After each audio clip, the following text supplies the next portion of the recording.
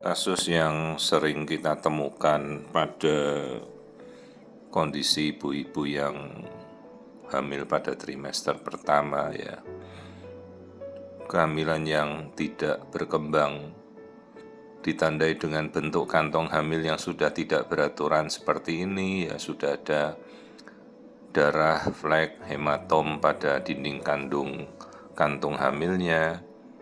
Jadi kalau hamilnya kan harusnya kantung hamil itu bulat ya, tidak gepeng pipih seperti ini. Jadi dari usia hamilnya seharusnya ibu ini 9 minggu.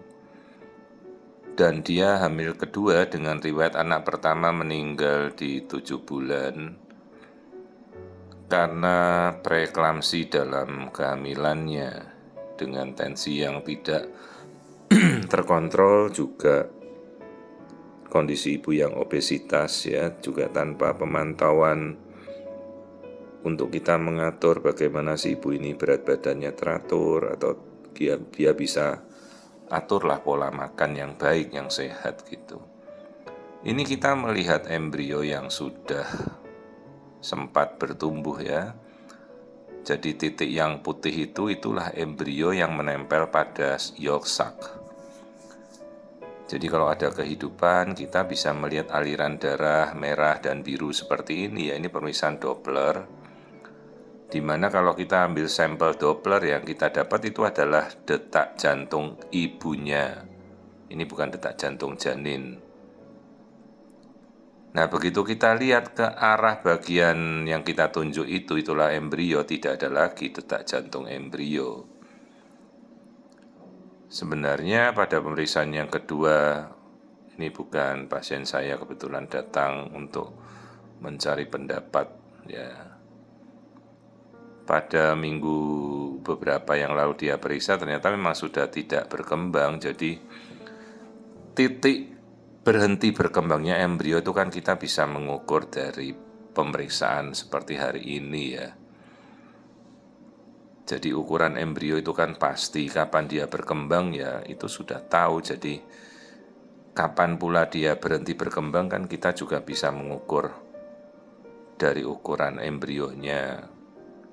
Jadi harusnya ini hamil 9 minggu, ternyata si embrio ini sudah berhenti berkembang dari 6 minggu. Jadi 3 minggu yang lalu dia sudah tidak ada. Jadi intinya ya sekarang kita harus mengevakuasi janinnya, jangan sampai nanti malah berkembang meracuni ibunya sendiri, merubah faktor pembekuan darah, malah perdarahan, atau bisa menjadi hamil anggur atau hamil mola.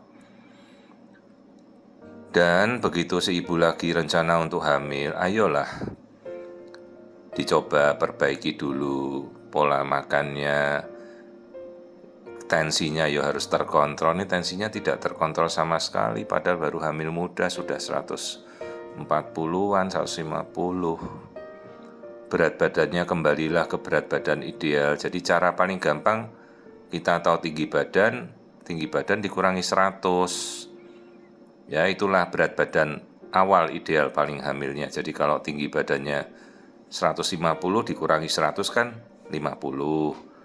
Nah 50 boleh naik 15 kilo selama kehamilan ya. Jangan ibunya nanti sudah 100 kilo dia naikkan lagi tambah 20 kilo ya keliru. Justru harus kita bisa mengaturkan pola makan yang baik ya. Jadi ini hamilnya sebenarnya sudah tidak ada dari 3 minggu yang lalu. Nah ini yang yolk sac, itu yang embrio yang sisi kanan.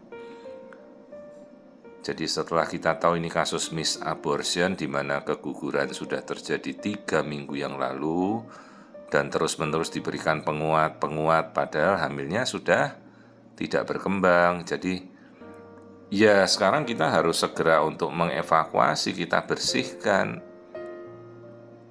Tinggal nanti dia mau pakai metode yang mana, apakah mau memakai obat terlebih dahulu atau langsung kuret ya.